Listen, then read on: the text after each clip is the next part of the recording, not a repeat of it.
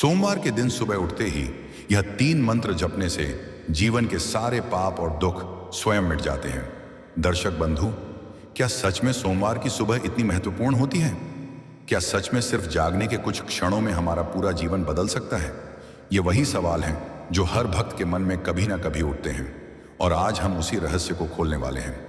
सुबह का समय वो पवित्र पल जब हमारी आंख अभी अभी खुलती है, जब मन पर दुनियादारी की धूल अभी नहीं जमी होती, जब आत्मा सबसे अधिक शांत और निर्मल होती है। उसी समय के गए शब्द, किए गए विचार, किए गए मंत्र सीधे ब्रह्मांड में प्रविष्ट होते हैं। और सोमवार तो भगवान भोलेनाथ का दिन है। विनाश के स्वामी, करुणा के सागर, पापों को भस्म करने वाले महादेव उनका दिन। हमने हमेशा सुना है, अगर सोमवार की सुबह शिव जी का नाम ले लिया जाए तो कई जन्मों के पाप भी धुल जाते हैं। पर क्या कभी हमने इस बात को महसूस किया है? शायद नहीं, क्योंकि हम मंत्रों को सिर्फ शब्द समझते रहे, जबकि मंत्र ऊर्जा होते हैं, शक्ति होते हैं, एक ऐसी तरंग जो सीधे भगवान शिव के चरणों तक पहुंचती है। जब हम सोमवार की सुबह उठते हैं और पहली सांस लेते हैं, तो उस सांस की गर्माहट में पिछले जन्मों के कर्म भी हिलते हैं। और अगर उसी समय हम 3 पवित्र मंत्रों का जप कर दें, तो वे मंत्र हमारे भीतर जमी तमाम नकारात्मकताओं को तोड़ना शुरू कर देते हैं। कहा गया है, जो मनुष्य सोमवार को सुबह सुबह महादेव के 3 विशेष मंत्र जपता है, उसके जीवन में चल रहा अंधकार, दुख, बाधाएं, दुर्भाग्य सब के सब धीरे धीरे खत्म होने लगते हैं। सोमवार की सुबह भगवान शिव के कान सबसे ज्यादा खुले होते हैं। हमारी पुकार, हमारा जप, हमारी आवाज उन्हें बिना किसी बाधा के पहुंचती है। इसीलिए इस दिन के मंत्र साधारण मंत्र नहीं रहते, वे सीधी प्रार्थना बन जाते हैं, सीधी अरदास बन जाते हैं, सीधा संवाद बन जाते हैं। और हम ये बात भी जानते हैं, शिव जल्दी प्रसन्न होते हैं और जल्दी रुष्ट भी नहीं होते। बस एक सच्ची पुकार और वे हमारे जीवन का काला भाग्य तक बदल देते हैं। तो आज हम आपको 3 ऐसे दिव्य मंत्र बताने वाले हैं, जिन्हें सुनकर आप समझ जाएंगे कि क्यों आर्षि मुनि इन्हें पाप नाशक मंत्र कहते थे, क्यों इन मंत्रों को सोमवार की सुबह जपना इतना जरूरी माना गया है, और क्यों इन मंत्रों के जप से जीवन की राह अचानक आसान होने लगती है। लेकिन उससे पहले हम अपना मन शांत कर लें, अपने विचारों को धीमा कर लें, क्योंकि मंत्र तभी काम करते हैं जब हम उन्हें श्रद्धा से सुनते और समझते हैं। अब हम आपको आगे की कथा में बताने वाले हैं, कैसे एक साधारण मनुष्य ने इन 3 मंत्रों की शक्ति से अपना भाग्य बदला, अपना अंधकार मिटाया और अपने जीवन में वह प्रकाश पाया जिसे पाने के लिए लोग पूरा जीवन भटक जाते हैं। अब आप तैयार हो जाइए, क्योंकि आगे जो आने वाला है वह सिर्फ मंत्र नहीं, भगवान शिव की कृपा का साक्षात अनुभव है। लेकिन दर्शक बंधु, आगे बढ़ने से पहले हम आपको एक अत्यंत गंभीर बात बता दें, जिसे हमारे प्राचीन धर्म ग्रंथों में विशेष रूप से बताया गया है कि सोमवार का व्रत केवल एक उपवास नहीं है। यह भगवान शिव के प्रति हमारी आस्था, हमारा समर्पण और हमारी आत्मा का शुद्धिकरण है। और इस व्रत से जुड़ी कोई भी कथा, कोई भी सीख अगर बीच में छोड़ दी जाए, तो वह केवल ज्ञान से वंचित होना नहीं है, बल्कि यह अपने ही सौभाग्य को अधूरा छोड़ देने जैसा है। क्योंकि अधूरी कथा मन में संदेह, भय और भ्रम पैदा करती है, और यह भ्रम इंसान को उस राह से भटका देता है जिस राह पर भगवान भोलेनाथ स्वयं हमारी रक्षा के लिए खड़े होते हैं। सोमवार की कथा अधूरी छोड़ना ऐसा माना गया है जैसे शिव की कृपा का द्वार स्वयं अपने हाथों से बंद कर देना। इसीलिए हम आपसे विनम्र निवेदन करते हैं कि आज की इस सोमवार व्रत कथा को अंत तक अवश्य सुने, क्योंकि यह केवल एक कथा नहीं है, यह शिव भक्ति का वह दर्पण है जिसमें हम अपने कर्मों, अपने व्यवहार और अपनी नीयत को स्पष्ट रूप से देख सकते हैं। हो सकता है इस कथा का कोई एक शब्द, कोई एक प्रसंग आपकी वर्षों पुरानी समस्या समाप्त कर दे, आपको संकटों से बचा ले, या आपके जीवन में वह प्रकाश ला दे जिसकी आप लंबे समय से प्रतीक्षा कर रहे हैं।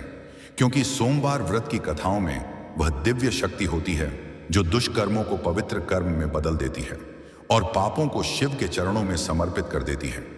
और यदि आप सच्चे शिव भक्त हैं, तो यह आपका धर्म है कि ऐसी पवित्र शिक्षाओं को केवल अपने तक सीमित ना रखें, उन्हें अधिक से अधिक लोगों तक पहुंचाएं, ताकि हर घर में शांति, समृद्धि और शिव कृपा का प्रकाश फैल सके। इसलिए इस वीडियो को प्रेम से लाइक करें, अपने परिवार और मित्रों के साथ अवश्य साझा करें, और हमारे चैनल को सब्सक्राइब करना ना भूलें, ताकि शिव व्रत, शिव महिमा और शिव भक्ति की ऐसी गहरी कथाएं आपको निरंतर मिलती रहे। तो चलिए दर्शक बंधु, श्रद्धा, भक्ति और पूर्ण विश्वास के साथ सोमवार व्रत की इस दिव्य कथा की शुरुआत करते हैं। बहुत पुरानी बात है। एक सुंदर और समृद्ध राज्य था कनकपुर। इस धरती पर न्याय करने वाले और दयालु राजा देवराज का राज्य था। प्रजा बहुत सुखी थी। राज्य में शांति और समृद्धि का वास था। राजा की अच्छी व्यवस्था और धर्म के प्रति लगाव के कारण पड़ोसी राज्यों तक में उनकी प्रशंसा फैली हुई थी। किंतु अब राजा बूढ़े हो चले थे। शरीर कमजोर होने लगा था। चलने में कठिनाई होती थी, पर मन में एक गहरी चिंता लगातार उन्हें सताती रहती थी। राजा देवराज के 3 पुत्र थे।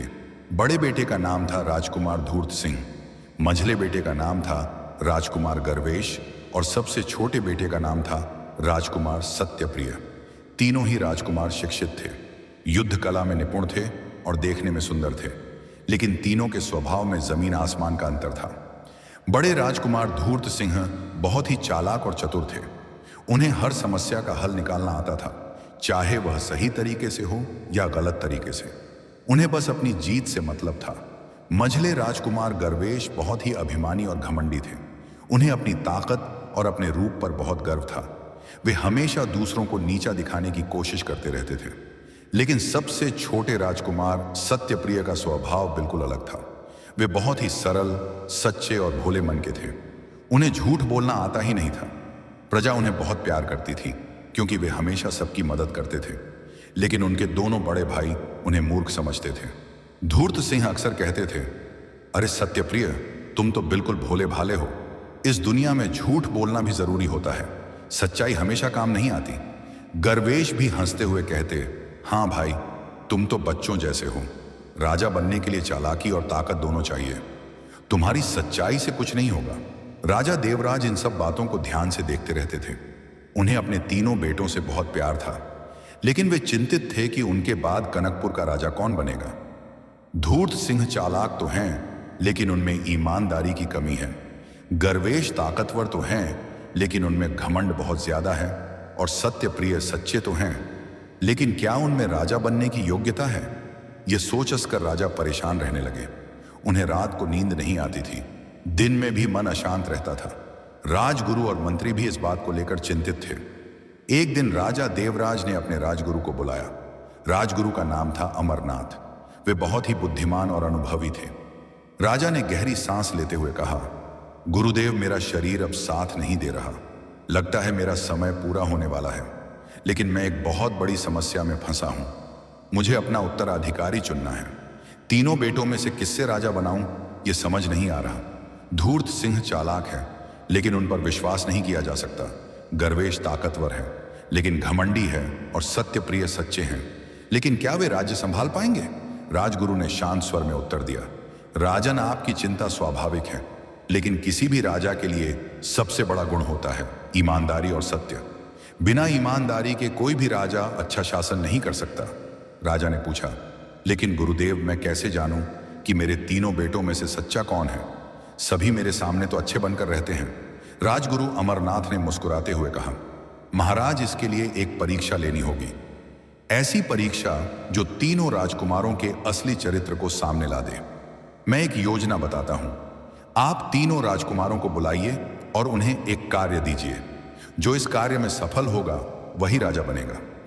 लेकिन यह कार्य ऐसा होना चाहिए जिसमें उनकी ईमानदारी की परीक्षा हो। राजा देवराज ने उत्सुकता से पूछा, कैसा कार्य गुरुदेव, आप ही बताइए। राजगुरु ने धीरे से कहा, महाराज, आप तीनों राजकुमारों को एक एक बीज दीजिए।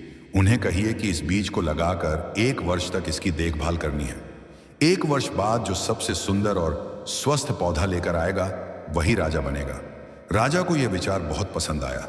उन्होंने कहा, यह तो बहुत अच्छा विचार है गुरुदेव, लेकिन इससे उनकी ईमानदारी की परीक्षा कैसे होगी?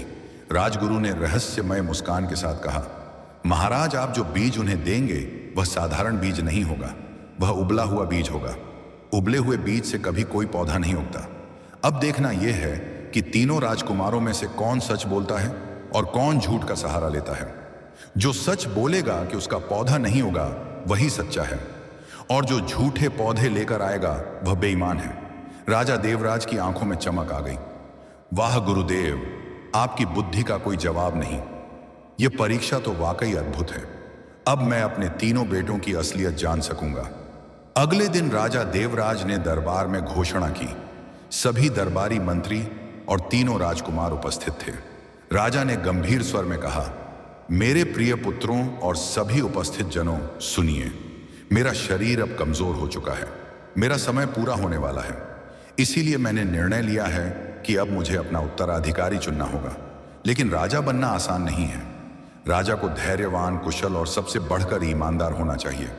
इसीलिए मैं अपने तीनों बेटों की एक परीक्षा लूंगा। पूरे दरबार में सन्नाटा छा गया। सभी उत्सुकता से सुन रहे थे। धूर्त सिंह ने मन ही मन सोचा, कोई भी परीक्षा हो, मैं अपनी चतुराई से जीत जाऊंगा। गर्वेश ने घमंड से मुस्कुराते हुए सोचा, मैं सबसे ताकतवर हूं तो राजा भी मैं ही बनूंगा। और सत्यप्रिय ने सलता से सोचा, पिताजी जो भी आदेश देंगे मैं पूरी ईमानदारी से करूंगा। राजा देवराज ने आगे कहा, मैं अपने तीनों बेटों को एक एक बीज दे रहा हूं। यह बीज बहुत ही दुर्लभ और विशेष है। तुम तीनों इस बीज को लेकर जाओ और इसे गमले में लगा दो। 1 वर्ष तक इसकी अच्छी तरह से देखभाल करनी है। इसे पानी देना है, धूप दिखानी है और खाद डालनी है। 1 वर्ष बाद आज के ही दिन तुम तीनों अपने अपने पौधे लेकर दरबार में आना। जिसका पौधा सबसे सुंदर, स्वस्थ और हरा भरा होगा, वही कनकपुर का अगला राजा बनेगा। यह कहकर राजा ने अपने सेवक से 3 बीज मंगवाए। सेवक ने एक सुंदर चांदी की थाली में 3 बीज रखे और तीनों राजकुमारों के पास गया। तीनों राजकुमारों ने अपने अपने बीज उठा लिए और राजा को प्रणाम किया। धूर्त सिंह ने अपने बीज को देखते हुए मन ही मन सोचा, यह तो बड़ा आसान काम है। बस एक पौधा उगाना है। मैं तो बाग में सबसे सुंदर पौधा उगा दूंगा। चाहे इस बीज से उगे या ना उगे, मैं तो राजा बनकर ही रहूंगा। दरवेश ने घमंड से सोचा, मेरा पौधा सबसे बड़ा और मजबूत होगा। मैं इसकी ऐसी देखभाल करूंगा कि सभी दंग रह जाएंगे और मैं ही राजा बनूंगा। लेकिन सत्यप्रिय ने भोलेपन से सोचा, पिताजी ने जो बीज दिया है, मैं इसे पूरी मेहनत और लगन से उगाऊंगा। रोज पानी दूंगा, धूप दिखाऊंगा और देखभाल करूंगा। भगवान की कृपा से जरूर अच्छा पौधा उगेगा। तीनों राजकुमार अपने अपने महल की ओर चले गए। अब शुरू हुई 1 वर्ष की लंबी प्रतीक्षा और परीक्षा की यात्रा। राजकुमार धूर्त सिंह अपने कक्ष में पहुंचे। उन्होंने बीज को एक सुंदर मिट्टी के गमले में रोपा। रोज सुबह उठकर उसे पानी देते, लेकिन 1 सप्ताह बीत गया, 2 सप्ताह बीत गए, 1 महीना भी बीत गया, लेकिन कोई अंकुर नहीं फूटा। धूर्त सिंह परेशान हो गए। उन्होंने सोचा, यह क्या हो रहा है? इतनी मेहनत कर रहा हूं फिर भी कुछ नहीं हो रहा। कहीं यह बीज खराब तो नहीं है? उन्होंने अपने माली को बुलाया और पूछा, ओ माली, तू बता, इस बीज में क्या समस्या है? इतने दिन हो गए लेकिन अंकुर तक नहीं फूटा। माली ने गमले को देखा और बोला, युवराज, यह बीज तो मुझे मरा हुआ लग रहा है। शायद इससे पौधा उगेगा ही नहीं। धूर्त सिंह के चेहरे पर चिंता की लकीरें उभर आईं। उन्होंने सोचा, अगर मेरे बीज से पौधा नहीं होगा तो मैं राजा कैसे बनूंगा? नहीं नहीं, मुझे कुछ करना होगा। रात भर धूर्त सिंह सोचते रहे। सुबह उनके दिमाग में एक योजना आई। उन्होंने सोचा, अगर यह बीज नहीं होगा तो क्या हुआ, मैं बाजार से वैसा ही कोई सुंदर पौधा खरीद लूंगा, इसी गमले में लगा दूंगा। पिताजी को कैसे पता चलेगा कि यह पौधा बीज से उगा है या खरीदा हुआ है? मुझे तो बस राजा बनना है, बाकी सब ठीक हो जाएगा। यह सोचकर धूर्त सिंह अपनी चिंता भूल गए और रोज की तरह बाकी कामों में व्यस्त हो गए। उन्होंने सोच लिया था कि समय आने पर बाजार से एक शानदार पौधा खरीदकर दरबार में ले जाएंगे। उन्हें अपनी चालाकी पर पूरा भरोसा था। इधर राजकुमार गर्वेश भी अपने कक्ष में बीज रोपकर उसकी देखभाल कर रहे थे। उन्होंने सोचा था कि वे सबसे अच्छे माली को बुलाएंगे और उससे सबसे बड़ा पौधा उगवाएंगे। उन्होंने महल के सबसे अनुभवी माली को बुलाया और आदेश दिया, सुन माली, मुझे इस बीज से सबसे बड़ा और सबसे सुंदर पौधा चाहिए। तू रोज इसकी देखभाल करना, सबसे अच्छी खाद डालना, सबसे अच्छा पानी देना।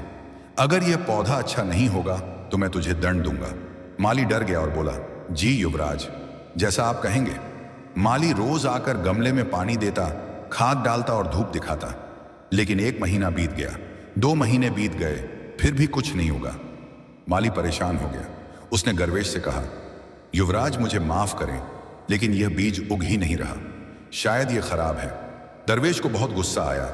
उन्होंने माली को डांटते हुए कहा, तू निकम्मा है, तुझे पौधा उगाना भी नहीं आता। चल भाग यहां से, मैं खुद देखभाल करूंगा। माली डरते हुए वहां से चला गया। अब गर्वेश खुद पौधे की देखभाल करने लगे। वे रोज सुबह उठकर गमले को देखते, उसमें पानी डालते, धूप दिखाते, लेकिन फिर भी कुछ नहीं हुआ। 3 महीने बीत गए, लेकिन एक भी अंकुर नहीं घुटा।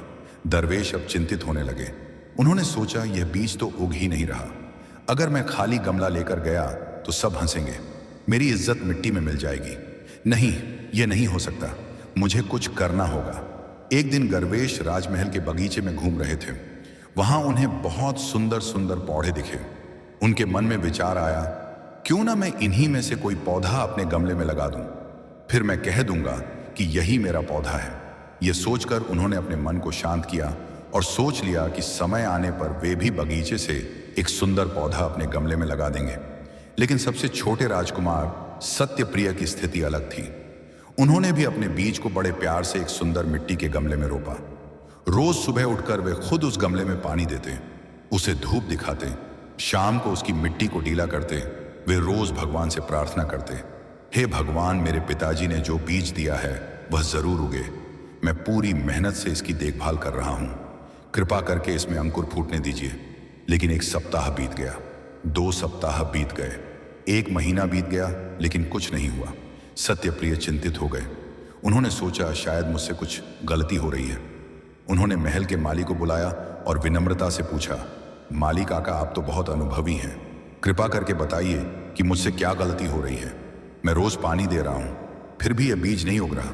माली ने गमले को ध्यान से देखा, मिट्टी को छुआ, फिर बोला, युवराज, आप कोई गलती नहीं कर रहे, आप तो बहुत अच्छी देखभाल कर रहे हैं, लेकिन मुझे लगता है यह बीज ही कुछ अजीब है, शायद यह उगने वाला नहीं है।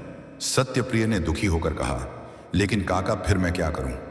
पिताजी ने कहा है कि 1 वर्ष बाद पौधा लेकर आना है। माली ने समझाते हुए कहा, युवराज, आप चिंता मत कीजिए, आप रोज इसमें पानी देते रहिए, शायद कभी अंकुर फूट जाए। सत्यप्रिय ने हाँ में सिर हिलाया और फिर से मेहनत से गमले की देखभाल करने लगे। 2 महीने बीत गए, 3 महीने बीत गए, 6 महीने बीत गए, लेकिन कुछ नहीं होगा। अब तो सत्यप्रिय बहुत दुखी हो गए। उन्हें समझ नहीं आ रहा था कि वे क्या करें। उन्होंने सोचा, शायद मेरे भाग्य में राजा बनना नहीं लिखा, लेकिन फिर भी उन्होंने हार नहीं मानी। वे रोज उस गमले में पानी देते रहे, रोज धूप दिखाते रहे, रोज प्रार्थना करते रहे। 9 महीने बीत गए। अब पूरे महल में चर्चा होने लगी कि तीनों राजकुमारों के पौधे कैसे हैं। कुछ सेवक कहते, मैंने सुना है कि बड़े युवराज धूर्त सिंह का पौधा बहुत सुंदर है। कुछ कहते, नहीं, मझले युवराज गर्वेश का पौधा सबसे बड़ा है। लेकिन जब छोटे युवराज सत्यप्रिय की बात आती तो सब चुप हो जाते। किसी ने उनका पौधा नहीं देखा था। कुछ दासियां आपस में फुसफुसाती, सुना है छोटे युवराज का पौधा अभी तक उगा ही नहीं, बेचारे कितना दुखी रहते हैं। एक बुजुर्ग सेवक ने कहा, लेकिन छोटे युवराज सबसे अच्छे हैं, वे सबसे ज्यादा मेहनत कर रहे हैं, रोज खुद पानी देते हैं, किसी माली को नहीं बुलाते। दूसरा सेवक बोला, हाँ, लेकिन राजा बनने के लिए मेहनत काफी नहीं होती, नतीजा भी चाहिए। अगर पौधा ही नहीं होगा तो वे राजा कैसे बनेंगे? 10 महीने बीत चुके थे, अब सिर्फ 2 महीने बाकी थे। धूर्त सिंह ने सोचा कि अब समय आ गया है। उन्होंने अपने विश्वास पात्र सेवक को बुलाया और चुपके से कहा, सुन, तू कल सुबह बाजार जा, वहां सबसे अच्छे पौधे की दुकान पर जाना, सबसे सुंदर, हरा भरा और स्वस्थ पौधा खरीद कर लाना, लेकिन ध्यान रहे किसी को पता नहीं चलना चाहिए।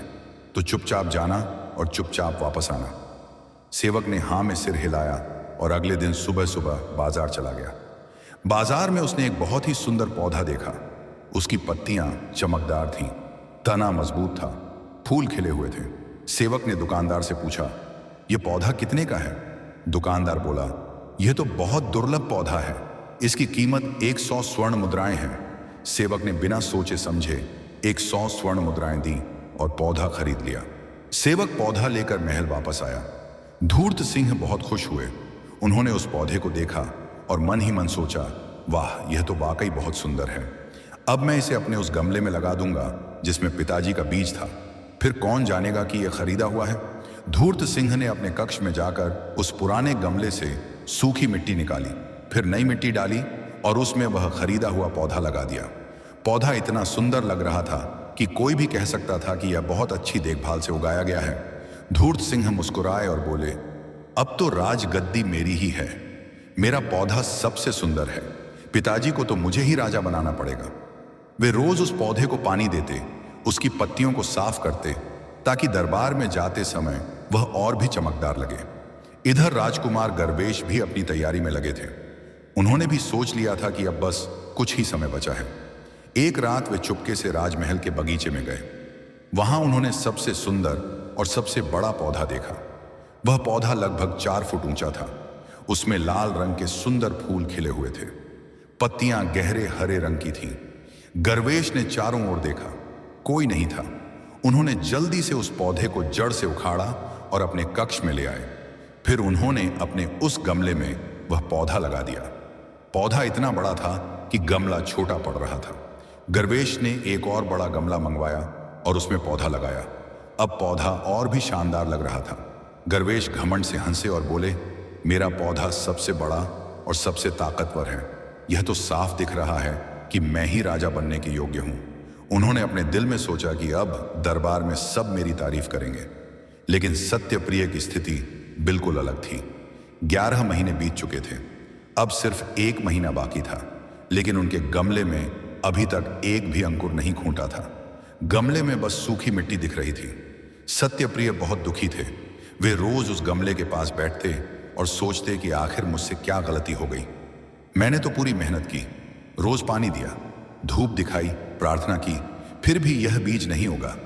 एक दिन उनके मन में विचार आया कि क्यों ना मैं भी बाजार से कोई पौधा खरीद लूं। लेकिन फिर उन्होंने सोचा, नहीं, यह तो गलत होगा। पिताजी ने जो बीज दिया था वही बीज उगाना था। अगर मैं दूसरा पौधा लेकर गया तो यह झूठ होगा, और झूठ तो सबसे बड़ा पाप है। उन्होंने अपने मन को समझाया और सोचा कि चाहे जो हो जाए मैं सच ही बोलूंगा। अगर मेरा पौधा नहीं उगा तो नहीं उगा, मैं यही कह दूंगा। दिन बीतते गए। अब आखिरी सप्ताह आ गया। महल में हर तरफ चर्चा हो रही थी। सेवक, दासियां, मंत्री, सिपाही सब बात कर रहे थे। एक दासी ने कहा, सुना है बड़े युवराज का पौधा बहुत सुंदर है। मैंने खुद देखा है, इतने सुंदर फूल खिले हुए हैं। दूसरी दासी बोली, लेकिन मंझले युवराज का पौधा तो और भी बड़ा है, लगभग 4 फुट ऊंचा। इतना बड़ा पौधा मैंने पहले कभी नहीं देखा। तीसरी दासी ने दुखी होकर कहा, लेकिन बेचारे छोटे युवराज, उनका पौधा तो उगा ही नहीं। मैंने सुना है कि वे बहुत परेशान हैं, रोज उस खाली गमले के पास बैठे रहते हैं। पहली दासी ने कहा, अरे तो क्या हुआ, वे इतने भोले हैं, शायद उन्हें पौधा उगाना ही नहीं आता। राजा बनने के लिए सिर्फ अच्छा दिल काफी नहीं होता, योग्यता भी चाहिए। एक बूढ़ा मंत्री जो यह सब सुन रहा था बोला, लेकिन मुझे तो छोटे युवराज सबसे अच्छे लगते हैं। वे ईमानदार हैं, सच बोलते हैं, प्रजा से प्यार करते हैं। दूसरा मंत्री बोला, हाँ ये तो सही है, लेकिन अगर पौधा ही नहीं होगा तो राजा कैसे चुना जाएगा? यह तो राजा देवराज ने शर्त रखी थी कि जिसका पौधा सबसे अच्छा होगा वही राजा बनेगा। पहला मंत्री ने गंभीरता से कहा, देखो भाई, मुझे तो लगता है कि इस परीक्षा में कुछ गहरी बात है। राजा देवराज और राजगुरु अमरनाथ दोनों बहुत बुद्धिमान हैं। वे ऐसे ही कोई परीक्षा नहीं लेंगे, जरूर कुछ रहस्य है। दूसरा मंत्री बोला, हाँ भाई तुम सही कह रहे हो, अब बस कुछ ही दिन बाकी है, फिर सब पता चल जाएगा। राजमहल के बाहर प्रजा में भी चर्चा हो रही थी। बाजार में दुकानदार आपस में बातें कर रहे थे। एक दुकानदार बोला, मैंने सुना है कि परसों दरबार में तीनों राजकुमार अपने पौधे लेकर आएंगे, फिर राजा तय करेंगे कि अगला राजा कौन बनेगा। दूसरा दुकानदार बोला, हाँ मुझे तो बड़े युवराज धूर्त सिंह पसंद है, वे बहुत चतुर हैं। तीसरा दुकानदार बोला, नहीं मुझे तो मझले युवराज गर्वेश पसंद है, वे बहुत ताकतवर हैं। एक बुजुर्ग व्यक्ति जो चुपचाप सब सुन रहा था बोला, लेकिन बच्चों, मुझे तो छोटे युवराज सत्यप्रिय सबसे अच्छे लगते हैं, वे सबसे सच्चे और ईमानदार हैं। एक जवान आदमी हंसकर बोला, अरे बाबा, राजा बनने के लिए सच्चाई काफी नहीं होती, योग्यता भी चाहिए, और उनका पौधा तो उगा ही नहीं। बुजुर्ग व्यक्ति ने गंभीरता से कहा, बेटा, राजा बनने के लिए सबसे बड़ी योग्यता होती है ईमानदारी। बाकी सब गुण तो बाद में सीखे जा सकते हैं, लेकिन ईमानदारी या तो होती है या नहीं होती। आखिरकार वह दिन आ गया। 1 वर्ष पूरा हो चुका था। आज दरबार में तीनों राजकुमारों को अपने पौधे लेकर आना था। सुबह से ही राजमहल में चहल पहल थी। सेवक दरबार को सजा रहे थे, फूलों की मालाएं लगाई जा रही थीं। राजा देवराज के सिंहासन के पास एक विशेष मंच तैयार किया गया था, जहां तीनों राजकुमार अपने पौधे रखेंगे। सभी मंत्री, सेनापति, राजगुरु और दरबारी अपनी अपनी जगह पर बैठ गए। प्रजा के कुछ प्रतिनिधि भी दरबार में उपस्थित थे। सबकी आंखें दरबार के मुख्य द्वार पर टिकी थीं। सब उत्सुकता से इंतजार कर रहे थे कि कब तीनों राजकुमार आएंगे। पहले आए राजकुमार धूर्त सिंह। वे अपने हाथों में एक बहुत ही सुंदर गमला लेकर आए। गमले में एक बेहद खूबसूरत पौधा था। पौधे की पत्तियां चमकदार हरी थीं। उसमें रंग बिरंगे फूल खिले हुए थे। पौधा इतना स्वस्थ दिख रहा था कि सब देखते रह गए। धूर्त सिंह मुस्कुराते हुए दरबार में आए और अपना गमला मंच पर रख दिया। फिर उन्होंने राजा को प्रणाम किया। सभी दरबारी फुसफुसाने लगे, वाह क्या सुंदर पौधा है, बड़े युवराज ने तो कमाल कर दिया, देखो कितने सुंदर फूल हैं। एक मंत्री ने दूसरे से कहा, लगता है बड़े युवराज ही राजा बनेंगे। दूसरे ने जवाब दिया, हाँ यह पौधा तो वाकई बेजोड़ है। धूर्त सिंह घमंड से मुस्कुरा रहे थे। वे सोच रहे थे कि अब तो राजगद्दी उनकी ही है। थोड़ी देर बाद राजकुमार गर्वेश आए। वे एक बहुत बड़ा गमला लेकर आए। गमला इतना बड़ा था कि उन्हें उठाने में मेहनत हो रही थी। उन्होंने 2 सेवकों को साथ लिया था जो गमला उठाने में मदद कर रहे थे। गमले में एक विशाल पौधा था। पौधा लगभग 4 फुट ऊंचा था। उसकी पत्तियां बड़ी और गहरे हरे रंग की थीं। उसमें बड़े बड़े लाल फूल खिले हुए थे। पौधा इतना बड़ा और मजबूत दिख रहा था कि सब आश्चर्य में पड़ गए। गर्वेश ने घमंड से मुस्कुराते हुए अपना गमला मंच पर रखा। फिर उन्होंने राजा को प्रणाम किया। दरबारी फिर से फुसफुसाने लगे, अरे ये तो और भी बड़ा पौधा है। मझले युवराज का पौधा तो बड़े युवराज से भी बेहतर है। एक मंत्री बोला, नहीं भाई, बड़े युवराज का पौधा ज्यादा सुंदर है, लेकिन मझले युवराज का पौधा ज्यादा बड़ा और मजबूत है। अब तो मुश्किल हो गई, कौन सा पौधा बेहतर है यह तय करना मुश्किल है। गर्वेश अपनी जगह पर खड़े होकर घमंड से सबको देख रहे थे। अब सबकी नजरें दरबार के दरवाजे पर थीं। सब इंतजार कर रहे थे कि छोटे राजकुमार सत्यप्रिय कब आएंगे। कुछ लोग फुसफुसा रहे थे कि शायद वे आएंगे ही नहीं, उनका पौधा तो उगा ही नहीं, वे शर्म के मारे नहीं आएंगे। लेकिन तभी दरबार का दरवाजा खुला। सत्यप्रिय धीरे धीरे अंदर आए। उनके हाथों में एक छोटा सा गमला था, लेकिन उस गमले में कोई पौधा नहीं था। गमले में बस सूखी मिट्टी थी। सत्यप्रिय का सिर झुका हुआ था, उनकी आंखों में आंसू थे। वे धीरे धीरे चलते हुए मंच की तरफ बढ़े। पूरे दरबार में सन्नाटा छा गया। सब चुपचाप देख रहे थे। कुछ लोग हंसने लगे, कुछ लोगों ने आपस में फुसफुसाना शुरू किया। एक दरबारी बोला, देखा मैंने कहा था ना कि छोटे युवराज का पौधा नहीं होगा। दूसरा बोला, अरे वे तो खाली गमला लेकर आ गए। यह भी कोई बात हुई। अब तो साफ है कि या तो बड़े युवराज राजा बनेंगे या मझले युवराज। सत्यप्रिय ने अपना खाली गमला मंच पर रखा। फिर उन्होंने राजा को प्रणाम किया। उनके गाल गीले थे, वे रो रहे थे। उन्होंने कांपती आवाज में कहा, पिताजी मुझे माफ कर दीजिए। मैंने पूरी मेहनत की, रोज पानी दिया, रोज धूप दिखाई, रोज प्रार्थना की, लेकिन फिर भी मेरा बीज नहीं होगा। मैं जानता हूं कि मैं राजा बनने के योग्य नहीं हूं, लेकिन मैं झूठ नहीं बोल सकता था। मैं बाजार से पौधा खरीद कर ला सकता था या किसी और जगह से पौधा उखाड़ कर ला सकता था, लेकिन यह गलत होता। आपने जो बीज दिया था वही बीज मुझे उगाना था, और वह बीज नहीं होगा। इसीलिए मैं खाली गमला लेकर आया हूं। मुझे माफ कर दीजिए पिताजी। यह कहकर सत्यप्रिय फूट फूट कर रोने लगे। पूरा दरबार उनकी बात सुन रहा था। कुछ लोगों की आंखों में आंसू आ गए, लेकिन धूर्त सिंह और गर्वेश मुस्कुरा रहे थे। वे सोच रहे थे कि अब तो राजगद्दी उनमें से किसी एक की ही है। राजा देवराज अपने सिंहासन पर बैठे सब कुछ देख रहे थे। उनके चेहरे पर कोई भाव नहीं था। उनके बगल में राजगुरु अमरनाथ खड़े थे। राजा ने धीरे से राजगुरु की तरफ देखा। राजगुरु ने मुस्कुराकर सिर हिलाया। राजा ने गहरी सांस ली। फिर उन्होंने अपनी जगह से उठने की कोशिश की, लेकिन उनका शरीर कमजोर था। 2 सेवकों ने उन्हें सहारा दिया। राजा धीरे धीरे उठे और मंच की तरफ बढ़े। पूरा दरबार सांस रोककर देख रहा था। सब सोच रहे थे कि अब राजा क्या फैसला सुनाएंगे। राजा पहले धूर्त सिंह के पौधे के पास गए। उन्होंने पौधे को देखा, फूलों को छुआ। फिर वे गर्ज के पौधे के पास गए। उन्होंने उस बड़े पौधे को भी देखा, पत्तियों को छुआ। फिर वे सत्यप्रिय के खाली गमले के पास आए। उन्होंने गमले को उठाया, मिट्टी को छुआ। फिर वे सत्यप्रिय के पास गए और उनके सिर पर हाथ रखा। राजा देवराज की आंखों में आंसू थे। उन्होंने प्यार से सत्यप्रिय को गले लगाया। फिर उन्होंने पूरे दरबार की तरफ मुड़कर कहा, मेरे प्रिय प्रजाजनों, मंत्रियों, सेनापतियों और सभी उपस्थित लोगों, सुनिए। आज मैं अपने उत्तराधिकारी की घोषणा करने जा रहा हूं। कनकपुर का अगला राजा होगा मेरा सबसे छोटा बेटा राजकुमार सत्यप्रिय। यह सुनकर पूरा दरबार चौंक गया। सब एक दूसरे की तरफ देखने लगे। कुछ लोग फुसफुसाने लगे। धूर्त सिंह और गर्ज के चेहरे पर गुस्सा और आश्चर्य था। धूर्त सिंह बोले, लेकिन पिताजी यह कैसे हो सकता है? उनका पौधा तो उगा ही नहीं। आपने खुद कहा था कि जिसका पौधा सबसे अच्छा होगा वही राजा बनेगा। दरवेश भी गुस्से से बोले, हाँ पिताजी, यह तो अन्याय है। हमारे पौधे इतने सुंदर और बड़े हैं और आप उसे राजा बना रहे हैं जिसका पौधा उगा ही नहीं। राजा देवराज ने अपना हाथ उठाया। पूरा दरबार फिर से शांत हो गया। राजा ने गंभीर स्वर में कहा, धैर्य रखो मेरे बेटों, मैं तुम्हें सब कुछ समझाता हूं। जो बीज मैंने तुम तीनों को दिए थे वे साधारण बीज नहीं थे, वे उबले हुए बीज थे। उबले हुए बीज से कभी कोई पौधा नहीं उगता। यह असंभव है। मैंने यह परीक्षा तुम तीनों की ईमानदारी जांचने के लिए ली थी। मैं देखना चाहता था कि तुम में से कौन सच बोलता है और कौन झूठ का सहारा लेता है। धूर्त सिंह, तुमने बाजार से पौधा खरीदकर अपने गमले में लगा लिया। गर्वेश, तुमने राजमहल के बगीचे से पौधा उखाड़कर अपने गमले में लगा लिया। लेकिन सत्यप्रिय, तुमने झूठ का सहारा नहीं लिया। तुमने सच बोल दिया कि तुम्हारा बीज नहीं होगा। यही सच्चाई मुझे चाहिए थी। यही ईमानदारी एक राजा में होनी चाहिए।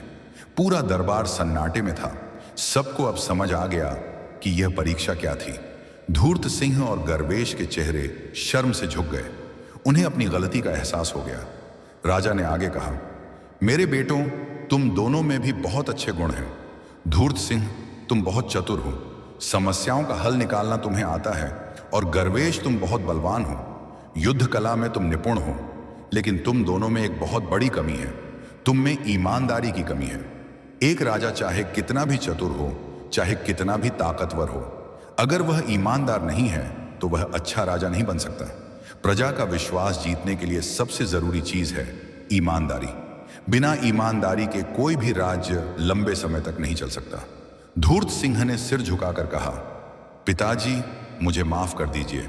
मैंने बहुत बड़ी गलती की।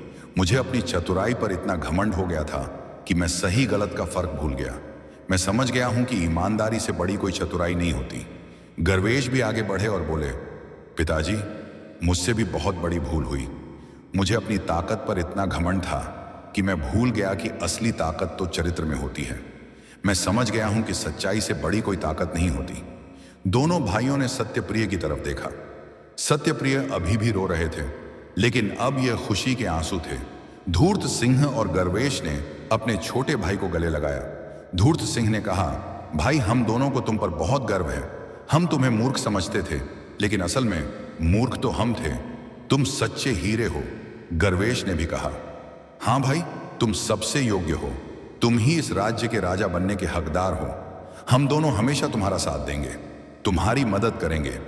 सत्यप्रिय ने अपने दोनों भाइयों को गले लगाया और बोले, भैया, आप दोनों मुझसे बड़े हैं। आप दोनों में बहुत गुण हैं। मुझे आप दोनों की जरूरत है। धूर्त सिंह, भैया, आप मेरे मंत्री बनिए। आपकी बुद्धि से राज्य की समस्याओं का हल निकलेगा। और गर्वेश भैया, आप मेरे सेनापति बनिए। आपकी ताकत से राज्य की रक्षा होगी। हम तीनों मिलकर इस राज्य को और भी समृद्ध बनाएंगे। राजा देवराज की आंखों में खुशी के आंसू थे। उन्होंने तीनों बेटों को एक साथ गले लगाया। फिर उन्होंने कहा, मेरे बेटों, आज मेरा दिल बहुत खुश है। मुझे एक योग्य उत्तराधिकारी मिल गया। लेकिन इससे भी बड़ी खुशी यह है कि तुम तीनों ने एक दूसरे को समझा। तुम तीनों ने मिलकर काम करने का फैसला किया। यही असली ताकत है। जब भाई भाई मिलकर चलते हैं तो कोई भी मुश्किल आसान हो जाती है। सत्यप्रिय, तुम राजा बनोगे, लेकिन याद रखना कि ईमानदारी के साथ साथ बुद्धि और ताकत भी जरूरी है। अपने भाइयों की मदद लेना, उनकी सलाह सुनना और हमेशा प्रजा की भलाई के बारे में सोचना। राजगुरु अमरनाथ आगे बढ़े और बोले, महाराज, आपने बहुत अच्छा फैसला लिया। यह परीक्षा वाकई अद्भुत थी। आज सबको एक बहुत बड़ी सीख मिली है। ईमानदारी से बड़ा कोई गुण नहीं। झूठ से मिली सफलता कभी टिकती नहीं और सच्चाई की हमेशा जीत होती है। पूरे दरबार में तालियां बजने लगीं। सभी दरबारी, मंत्री, सेनापति खुशी से नाच उठे। प्रजा के प्रतिनिधि भी खुश थे। एक बुजुर्ग व्यक्ति ने कहा, धन्य हो राजा देवराज, आपने बहुत अच्छा फैसला लिया। सत्यप्रिय सबसे योग्य है। वे सच्चे हैं, ईमानदार हैं। वे हमारी प्रजा का ख्याल रखेंगे। दूसरे ने कहा, हाँ, और अब तीनों भाई मिलकर काम करेंगे। धूर्त सिंह की बुद्धि, गर्वेश की ताकत और सत्यप्रिय की ईमानदारी, इससे बेहतर संयोग और क्या हो सकता है। राजमहल में खुशी का माहौल था। सेवक मिठाइयां बांट रहे थे, ढोल बज रहे थे, नाच गाना हो रहा था। पूरा कनकपुर खुशी से झूम उठा। अगले दिन राजा देवराज ने सत्यप्रिय का राज्य अभिषेक करने का फैसला किया। लेकिन सत्यप्रिय ने विनम्रता से कहा, पिताजी, मैं अभी राजा बनने के लिए तैयार नहीं हूं। मुझे अभी बहुत कुछ सीखना है। कृपा करके आप अभी कुछ समय और राज्य संभालिए। मैं आपके साथ रहकर राज्य चलाना सीखूंगा। धूर्त सिंह भैया से बुद्धि सीखूंगा, गर्वेश भैया से ताकत सीखूंगा और आपसे और राजगुरु जी से ज्ञान सीखूंगा। जब मैं पूरी तरह तैयार हो जाऊंगा तभी राजा बनूंगा। राजा देवराज की आंखों में गर्व था। उन्होंने कहा, बेटा, तुम्हारी यह विनम्रता तुम्हें और भी बड़ा बनाती है। जो व्यक्ति यह समझता है कि उसे अब भी सीखना है, वही सच्चा ज्ञानी होता है। जो घमंड से भर जाता है वह कभी आगे नहीं बढ़ता। तुम सही कह रहे हो। तुम कुछ समय अपने भाइयों और मुझसे सीखो, फिर जब समय आएगा तुम राजा बनोगे। इस तरह अगले कुछ महीने बीते। सत्यप्रिय रोज अपने पिता के साथ दरबार में बैठते, प्रजा की समस्याएं सुनते, न्याय करना सीखते। धूर्त सिंह उन्हें राजनीति और कूटनीति सिखाते, कब किस तरह का फैसला लेना चाहिए ये समझाते। गर्वेश उन्हें युद्ध कला सिखाते, तलवार चलाना, घोड़े की सवारी करना, सेना को संभालना सब सिखाते। राजगुरु अमरनाथ उन्हें धर्म और नीति की शिक्षा देते, वेद पुराण पढ़ाते, जीवन के गहरे रहस्य समझाते। सत्यप्रिय बहुत मेहनत से सब कुछ सीख रहे थे। वे जानते थे कि राजा बनना आसान नहीं है। राजा को हर विषय में निपुण होना चाहिए। उन्हें यह भी एहसास था कि उनके दोनों भाई उनसे ज्यादा अनुभवी हैं, इसलिए वे उनसे विनम्रता से सीख रहे थे। एक दिन एक बड़ी समस्या आई। पड़ोसी राज्य के राजा ने कनकपुर पर हमला करने की धमकी दी। उस राजा का नाम था दुर्योधन। वह बहुत क्रूर और अत्याचारी था। उसने संदेश भेजा कि या तो कनकपुर आत्मसमर्पण कर दे या युद्ध के लिए तैयार हो जाए। राजा देवराज बहुत चिंतित हो गए। उनका शरीर अब इतना कमजोर हो चुका था कि वे युद्ध नहीं कर सकते थे। उन्होंने दरबार बुलाया। तीनों राजकुमार, सभी मंत्री और सेनापति उपस्थित थे। राजा ने पूछा, हमें क्या करना चाहिए? क्या हमें आत्मसमर्पण कर देना चाहिए या युद्ध करना चाहिए? गर्वेश गुस्से से बोले, पिताजी, हम कभी आत्मसमर्पण नहीं करेंगे। मैं अपनी पूरी सेना लेकर दुर्योधन से युद्ध करूंगा। हम उसे हरा देंगे। धूर्त सिंह ने समझदारी से कहा, भैया, थोड़ा धैर्य रखो। दुर्योधन बहुत ताकतवर है। उसकी सेना हमारी सेना से दोगुनी है। अगर हम सीधे युद्ध करेंगे तो हार सकते हैं। हमें कोई चालाकी से काम लेना होगा। सत्यप्रिय चुपचाप सब सुन रहे थे। फिर उन्होंने कहा, पिताजी, क्या मैं एक सुझाव दे सकता हूं? राजा ने कहा, हाँ बेटा, जरूर बोलो। सत्यप्रिय बोले, मैंने सुना है कि दुर्योधन को धन का बहुत लोभ है। वह बहुत लालची है। क्यों ना हम उसे संधि का प्रस्ताव भेजें? हम उसे कुछ धन देने का वादा करें, बदले में वह हम पर हमला ना करें। इससे हमें युद्ध से बचने का मौका मिलेगा और हमारी प्रजा भी सुरक्षित रहेगी। धूर्त सिंह ने खुश होकर कहा, वाह सत्यप्रिय, ये तो बहुत अच्छा विचार है। लेकिन हमें यह भी सोचना होगा कि अगर हमने उसे एक बार धन दिया तो वह बार बार मानता रहेगा। सत्यप्रिय ने कहा, हाँ भैया, आप सही कह रहे हैं। इसलिए हम उसे एक शर्त रखेंगे। हम उसे धन देंगे, लेकिन बदले में वह हमारे साथ व्यापार करेगा। इससे दोनों राज्यों को फायदा होगा और आगे चलकर हम दोस्त बन जाएंगे। राजा देवराज को यह विचार बहुत पसंद आया। उन्होंने कहा, बेटा, तुमने बहुत अच्छा सुझाव दिया। युद्ध से बचना हमेशा बेहतर होता है। अगर हम बिना खून खराबे के समस्या हल कर सकते हैं तो यही सबसे अच्छा रास्ता है। गर्वेश थोड़े नाराज थे। उन्होंने कहा, लेकिन पिताजी, अगर हम हर बार पैसे देकर दुश्मन को खुश करेंगे तो हमारी कमजोरी दिखेगी। सत्यप्रिय ने शांति से समझाया, भैया, हम पैसे देकर दुश्मन को खुश नहीं कर रहे। हम व्यापार का प्रस्ताव दे रहे हैं। इससे दोनों राज्यों को फायदा होगा और अगर फिर भी दुर्योधन ने हमला किया तो हम युद्ध के लिए तैयार रहेंगे। लेकिन पहले शांति का रास्ता आजमाना चाहिए। गर्वेश को बात समझ आ गई। उन्होंने कहा, ठीक है सत्यप्रिय, तुम सही कह रहे हो। हम पहले शांति का प्रयास करते हैं। राजा देवराज ने एक दूत भेजा दुर्योधन के पास। दूत ने संधि का प्रस्ताव रखा। दुर्योधन को यह प्रस्ताव पसंद आया। उसे धन का लालच तो था ही, साथ ही व्यापार से भी उसे फायदा दिखा। उसने संधि स्वीकार कर ली। इस तरह बिना युद्ध के समस्या हल हो गई। कनकपुर की प्रजा बहुत खुश हुई। सब सत्यप्रिय की तारीफ करने लगे। राजा देवराज ने खुश होकर कहा, बेटा तुमने आज साबित कर दिया कि तुम एक योग्य राजा बन सकते हो। तुमने बुद्धि से काम लिया, शांति का रास्ता चुना और सबकी भलाई के बारे में सोचा। यही एक अच्छे राजा के गुण हैं। धूर्त सिंह और गर्वेश भी अपने छोटे भाई पर गर्व महसूस कर रहे थे। धूर्त सिंह ने कहा, सत्य प्रिय, तुमने मुझसे बुद्धि से काम लेना सीख लिया। गर्वेश ने कहा, और तुमने यह भी सीख लिया कि कब लड़ना है और कब शांति बनानी है। अब तुम पूरी तरह तैयार हो। कुछ दिनों बाद राजा देवराज ने फिर से दरबार बुलाया। इस बार उन्होंने घोषणा की, मेरे प्रिय प्रजाजनों, आज मैं अपने बेटे सत्यप्रिय का राज्याभिषेक करने जा रहा हूं। अब वे पूरी तरह तैयार हैं। उन्होंने अपने भाइयों से बहुत कुछ सीखा है। उन्होंने मुझसे और राजगुरु जी से भी बहुत कुछ सीखा है। अब समय आ गया है कि वे कनकपुर के राजा बने। पूरे दरबार में खुशी की लहर दौड़ गई। सभी ने तालियां बजाईं। राजगुरु अमरनाथ ने सत्यप्रिय का राज्य अभिषेक किया।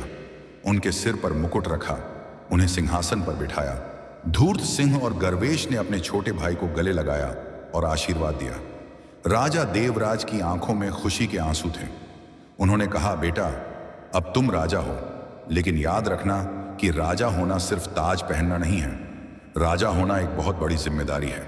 तुम्हें हमेशा प्रजा की भलाई के बारे में सोचना है, हमेशा सच बोलना है, हमेशा ईमानदारी से काम करना है और हमेशा अपने भाइयों की सलाह सुननी है। राजा सत्यप्रिय ने हाथ जोड़कर कहा, पिताजी मैं वादा करता हूं कि मैं हमेशा ईमानदारी से राज्य चलाऊंगा। मैं कभी झूठ नहीं बोलूंगा। मैं हमेशा प्रजा की भलाई के बारे में सोचूंगा और मैं अपने भाइयों की सलाह जरूर लूंगा। मैं अकेला नहीं हूं, हम तीनों भाई मिलकर इस राज्य को स्वर्ग बना देंगे। धूर्त सिंह ने कहा, हाँ भैया, मैं तुम्हारा मंत्री हूं, मैं हमेशा तुम्हें सही सलाह दूंगा। गर्वेश ने कहा, और मैं तुम्हारा सेनापति हूं, मैं हमेशा राज्य की रक्षा करूंगा। कोई भी दुश्मन हम पर हमला करने की हिम्मत नहीं करेगा। राजगुरु अमरनाथ ने आशीर्वाद देते हुए कहा, राजन, आप तीनों को मेरा आशीर्वाद है। आप तीनों मिलकर इस राज्य को बहुत ऊंचाई तक ले जाएंगे। ईमानदारी, बुद्धि और ताकत जब एक साथ आ जाते हैं तो कोई भी लक्ष्य असंभव नहीं रहता। उसके बाद के वर्षों में कनकपुर बहुत समृद्ध हुआ। राजा सत्यप्रिय ने हमेशा ईमानदारी से राज्य चलाया। उन्होंने कभी झूठ नहीं बोला, कभी किसी के साथ धोखा नहीं किया। प्रजा उनसे बहुत प्यार करती थी। धूर्त सिंह ने अपनी बुद्धि का सही इस्तेमाल किया। उन्होंने राज्य की समस्याओं को सुलझाया, व्यापार बढ़ाया, अन्य राज्यों से अच्छे संबंध बनाए। गर्वेश ने अपनी ताकत का सही इस्तेमाल किया। उन्होंने सेना को मजबूत बनाया, राज्य की सीमाओं की रक्षा की, लेकिन कभी किसी पर अनावश्यक हमला नहीं किया। तीनों भाई मिलकर काम करते थे, आपस में प्यार करते थे, एक दूसरे की सलाह सुनते थे। इसी कारण कनकपुर बहुत शक्तिशाली और समृद्ध राज्य बन गया। दूर दूर से लोग यहाँ आते और कहते कि यह तो स्वर्ग जैसा राज्य है। यहाँ न्याय है, शांति है, समृद्धि है और सबसे बढ़कर प्रेम है। कुछ वर्षों बाद राजा देवराज का देहांत हो गया। तीनों भाई बहुत दुखी हुए, लेकिन उन्होंने अपने पिता की शिक्षाओं को हमेशा याद रखा। वे हमेशा याद रखते थे कि उनके पिता ने उन्हें क्या सिखाया था। ईमानदारी सबसे बड़ा गुण है। झूठ से मिली सफलता कभी टिकती नहीं और भाइयों को हमेशा एक साथ रहना चाहिए। राजा सत्यप्रिय ने अपने पिता की याद में एक सुंदर मंदिर बनवाया। उस मंदिर में एक विशेष जगह पर 3 गमले रखे गए। एक गमले में सुंदर फूलों वाला पौधा था जो चतुराई का प्रतीक था। दूसरे गमले में बड़ा और मजबूत पौधा था जो ताकत का प्रतीक था और तीसरे गमले में सिर्फ मिट्टी थी जो ईमानदारी का प्रतीक था। हर साल उस दिन जब राजा देवराज ने परीक्षा ली थी, एक बड़ा उत्सव मनाया जाता था। इस उत्सव को सत्य पर्व कहा जाता था। इस दिन पूरे राज्य में ईमानदारी के महत्व के बारे में बताया जाता था। दर्शक बंधु, कनकपुर की इस दीर्घ कथा में केवल एक राजा और उसके 3 पुत्रों की कहानी नहीं छिपी थी। ये तो स्वयं भगवान भोलेनाथ की 3 दिव्य शिक्षाएं थीं जो हर घर, हर मन और हर जीवन को बदल सकती हैं। आज हम इन्हीं 3 सीखों को उसी भाव, उसी भक्ति और उसी गहराई में समझेंगे, जैसे मानो स्वयं शिव शंकर हमारे सामने बैठकर समझा रहे हों। सबसे पहली सीख उस उबले हुए बीज में छिपी है। यह बीज केवल मिट्टी में डाला गया दाना नहीं था, यह मनुष्य के चरित्र की जांच थी। क्योंकि जीवन में भी अक्सर ऐसा होता है कि हमारे हाथ में उबला हुआ बीज आ जाता है। हम कितनी भी मेहनत कर लें, अंकुर नहीं फूटता। कभी व्यापार में ऐसा होता है, कभी पढ़ाई में, कभी रिश्तों में, कभी परिवार में। हम पानी भी देते हैं, धूप भी दिखाते हैं, प्रार्थना भी करते हैं, लेकिन फिर भी बीज चुप पड़ा रहता है। ऐसे समय में मन डगमगाता है और एक आवाज भीतर से कहती है, चलो झूठ का सहारा ले लो, दिखावा कर लो, जो नहीं है वही। दर्शक बंधु, आज हम जिस कथा को सुनने जा रहे हैं वह केवल शब्दों की कथा नहीं, यह सूर्य भगवान की अदृश्य कृपा का अनुभव है। यह वह ऊर्जा है जो भाग्य को बाधाओं से निकालकर प्रकाश की ओर ले जाती है। यह वह तेज है जो मन के अंधकार को मिटाकर जीवन को एक नई मंजिल देता है। कहा जाता है, यदि रविवार के दिन सूर्य देव की यह पवित्र कथा श्रद्धा से सुनी जाए तो जीवन के रुके हुए कार्य स्वयं गति पकड़ लेते हैं। दुर्भाग्य का प्रभाव कम हो जाता है और मन में ऐसी सकारात्मक शक्ति जन्म लेती है जो संकट को भी अवसर में बदल देती है। दर्शक बंधु, आज का दिन अत्यंत शुभ है क्योंकि आज हम सूर्य देव की कृपा को अपने हृदय में उतारने वाले हैं। हमारे पूर्वजों ने कहा है, जिस घर में रविवार की सुबह सूर्य कथा सुनी जाती है वह घर केवल रोशनी से नहीं, सौभाग्य से भर जाता है। सूर्य देव कोई साधारण देवता नहीं, वे इस सृष्टि के प्राण हैं, ऊर्जा हैं, भाग्य के संचालक हैं। यदि सूर्य की कृपा जीवन में हो तो दुर्भाग्य भी उजाले में बदल जाता है। जैसे हर सुबह जब सूर्य भगवान अपने दिव्य रथ पर सवार होकर आकाश में उदय होते हैं तो उनकी पहली किरण पृथ्वी को नया जीवन देती है, वैसे ही यह कथा हमारे मन में नई आशा का जन्म देगी। हम सब जानते हैं, सूर्य केवल प्रकाश के देव नहीं, वे स्वास्थ्य के देव हैं, धन के रक्षक हैं, आत्मविश्वास के दाता हैं और मनुष्य के कर्मों को दिशा देने वाले देवता हैं। जब सूर्य प्रसन्न होते हैं तो भाग्य खिल उठता है, मन में नई ऊर्जा जागती है, परिवार में सुख शांति बढ़ती है, व्यवसाय में गति आती है और रोग, बाधाएं, चिंता और कर्ज सूर्य की पहली किरण की तरह धीरे धीरे विलीन होने लगते हैं। दर्शक बंधु, आज हम एक ऐसी पवित्र कथा सुनेंगे जो केवल सुनने के लिए नहीं, अपने जीवन में उतारने के लिए है।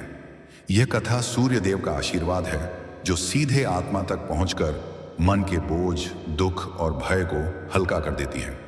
सूर्य का प्रकाश कहता है, जहां रोशनी होगी वहां अंधकार टिक नहीं पाएगा और जहां भक्त का हृदय प्रकाश से भर जाए वहां जीवन के संघर्ष भी दुर्भाग्य नहीं रह जाते, वे सीख बन जाते हैं। आज की कथा यही संदेश देती है, जिसे स्वयं पर विश्वास हो और सूर्य के तेज का आशीर्वाद हो, उसका भाग्य कोई छीन नहीं सकता। तो आइए अपनी श्वासों को शांत कीजिए, मन को स्थिर कीजिए और पूरी आस्था के साथ इस दिव्य कथा को सुने, क्योंकि सूर्य देव कहते हैं, मैं उस हृदय में जलता हूं जो सच्चे मन से उजाला चाहे। दर्शक बंधु, कथा शुरू होती है एक साधारण व्यक्ति से, आर्यमन। वह किसी राजा का पुत्र नहीं था, न उसके पास बड़ा धन था, न कोई प्रतिष्ठित परिवार। वह बस एक सामान्य किसान था जो दिन भर खेत में मेहनत करता, फिर भी उसका जीवन किसी अंधेरे चक्र में फंसा हुआ था। कर्ज बढ़ता जाता, पैसे खर्च होने से पहले खत्म हो जाते, घर में बीमारी, चिंता, अविश्वास और भय, सब कुछ जैसे उसके जीवन का हिस्सा बन गए थे। आर्यमन को लगता था, शायद भाग्य ही मेरा शत्रु है। वह सुबह उठता, पर सूरज की रोशनी उसके लिए आशा नहीं, बस एक और संघर्ष की शुरुआत थी। कई बार उसने खुद से पूछा, क्यों मैं मेहनत भी करता हूं, किसी का बुरा भी नहीं चाहता, फिर भी जीवन इतना कठिन क्यों? दर्शक बंधु, उसका यह प्रश्न केवल उसी का नहीं था, यह लाखों लोगों का प्रश्न है जो मेहनत करते हुए भी मन के अंधकार में घिरे रहते हैं। एक दिन रविवार था, गांव के बाहर वृद्ध वाचक सूर्य कथा सुना रहे थे। आर्यमन ने सुना, सूर्य देव केवल प्रकाश नहीं देते, वे जीवन से अंधकार दूर करने आते हैं। वे मेहनत करने वाले को उसका फल दिलाते हैं, पर शर्त यह है कि मेहनत के साथ विश्वास और सही दिशा आवश्यक है। आर्यमन को लगा जैसे यह कथन उसके लिए ही कहा गया था। कथा कह रही थी, भगवान की कृपा उसी पर होती है जो स्वयं को बदलने के लिए तैयार हो। आर्यमन बैठ गया कथा सुनने। वृद्ध वाचक बोले, कभी कभी मनुष्य भाग्य बदलना चाहता है पर स्वयं नहीं बदलना चाहता। सूर्य कहते हैं, भाग्य बदलना हो तो मन बदलो, मन बदलना हो तो विचार बदलो, विचार बदलना हो तो विश्वास जगाओ, विश्वास जगाना हो तो सत्य समझो। लोग सोचते हैं कि भाग्य मंदिर में मांगने से बदलता है, पर सूर्य कहते हैं भाग्य मनुष्य के कर्म और दृष्टिकोण से बदलता है। वाचक ने कहा, सूर्य की आराधना का मूल संदेश है, जो जागृत रहे वही प्रगति पाए। जो मन, बुद्धि और कर्म में सोया रहे, उसके लिए सूर्य भी उदय होकर बेकार है। आर्यमन गहराई से सुन रहा था, जैसे ये कथा सीधे उसके दिल में प्रवेश कर रही हो। वह अपनी थकान भूल गया। उसके मन में वर्षों से जमे संदेह धीरे धीरे पिघलने लगे। वाचक की आवाज फिर गूंजी, सूर्य भक्ति कठिन नहीं, सूर्य भक्ति स्पष्ट है। सूर्य भक्ति भयंकर तपस्या नहीं मांगती। सूर्य भक्ति मनुष्य से केवल स्वच्छ विचार और स्वच्छ कर्म मांगती है। आर्यमन ने अपने भीतर से एक पुराना बोझ उठता हुआ महसूस किया। पहली बार उसे लगा, शायद भाग्य मुझसे नाराज नहीं, शायद मैं ही अपने भाग्य का मार्ग रोक रहा था। कथा आगे बढ़ी। सूर्य की पूजा में सबसे बड़ा नियम है, अपने भीतर का आलस्य त्यागो, अपने मन की शिकायतें छोड़ो और अपने कर्मों में आत्मा जोड़ो। आर्यमन के मन में विचार आया, मैं मेहनत करता हूं, पर क्या मेरा मन शिकायत से भरा है? क्या मैं केवल मेहनत कर रहा हूं या मैं मेहनत में विश्वास भी जोड़ रहा हूं? वाचक ने मानो उसका प्रश्न पढ़ लिया और कहा, कर्म केवल शरीर की क्रिया नहीं, कर्म मन का संकल्प है। कर्म तभी फल देता है जब वह संकल्प के साथ किया जाए। केवल खेत में हल चलाने से फसल नहीं उगती, बीज में विश्वास का पानी भी चाहिए। दर्शक बंधु, आर्यमन कांप उठा। उसे पहली बार यह समझ आया कि मेहनत केवल बाहरी मेहनत नहीं, मेहनत एक आत्मिक ऊर्जा भी है। कथा आगे बढ़ी। सूर्यदेव कहते हैं, यदि तुम अंधकार को बाहरी शत्रु समझकर उससे लड़ोगे तो कभी जीत नहीं पाओगे। अंधकार को मिटाना हो तो प्रकाश का निर्माण करो। कर्म का प्रकाश, विचारों का प्रकाश, विश्वास का प्रकाश। आर्यमन ने पहली बार सूर्य की ओर देखा, बिना डर, बिना शिकायत, बिना थकान के। उसे लगा मानो सूरज कह रहा हो, उठो, तुम टूटे नहीं हो, तुम्हें बस दिशा की जरूरत थी। अगले दिन आर्यमन ने खेत में फिर काम किया, लेकिन इस बार उसका शरीर नहीं, उसका मन काम कर रहा था।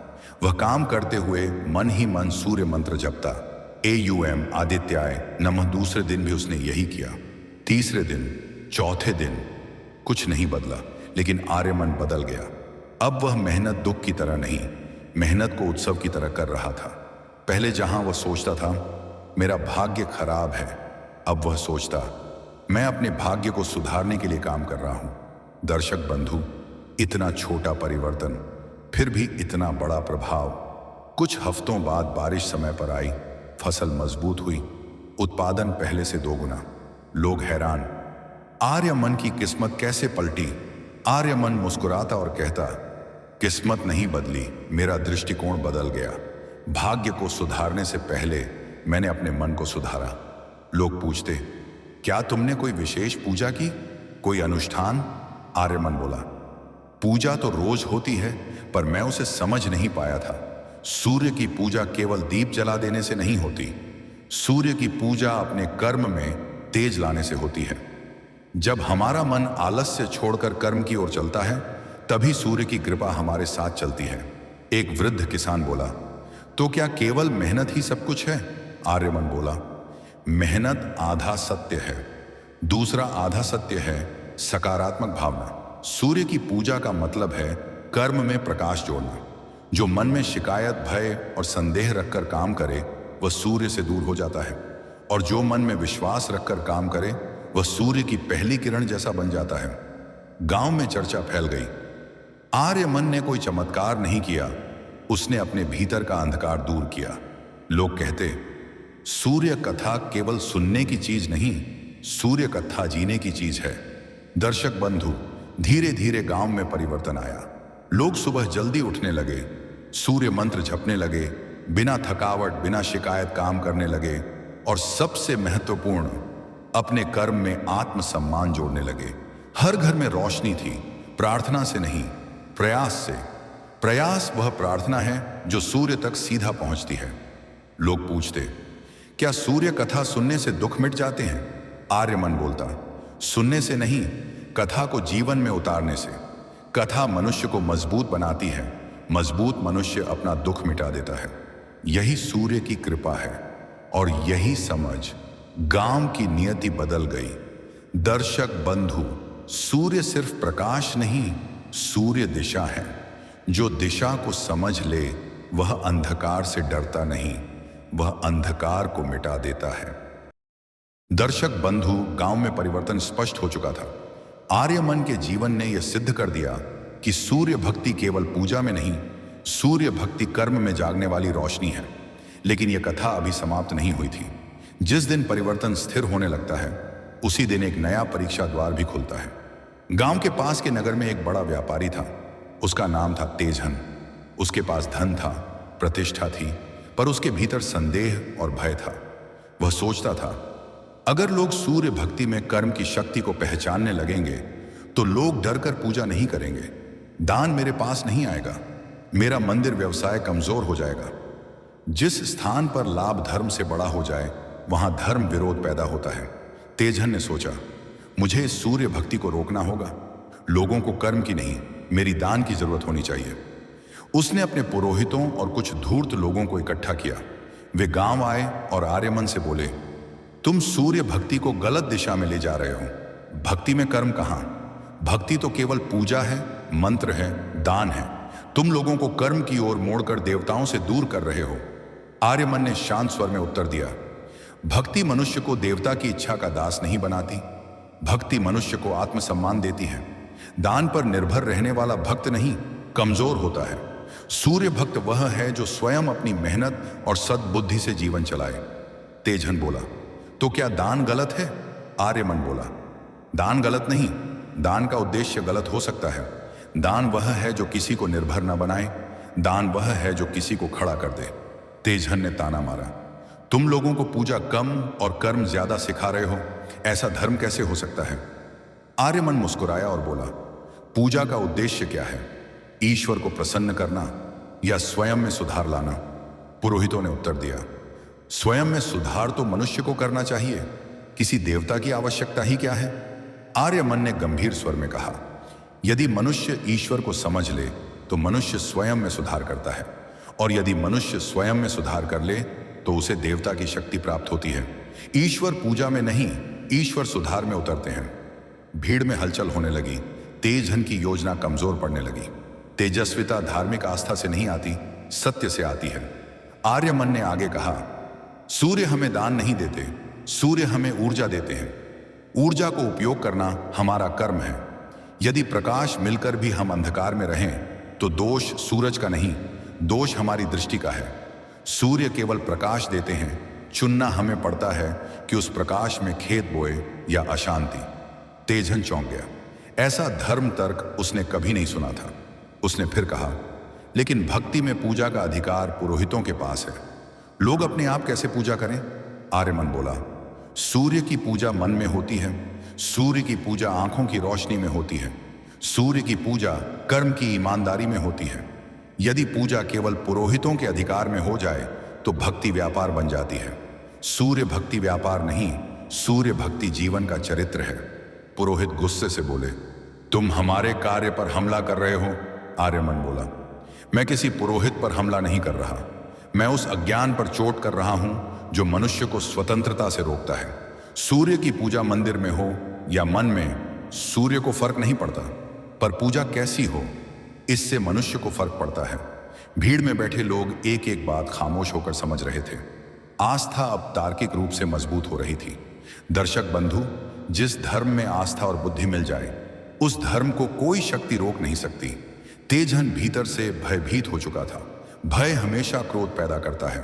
वह बोला, तुम लोग धर्म तोड़ोगे, तुम्हें शासन सजा देगा, तुम्हारे विरुद्ध शिकायत जाएगी।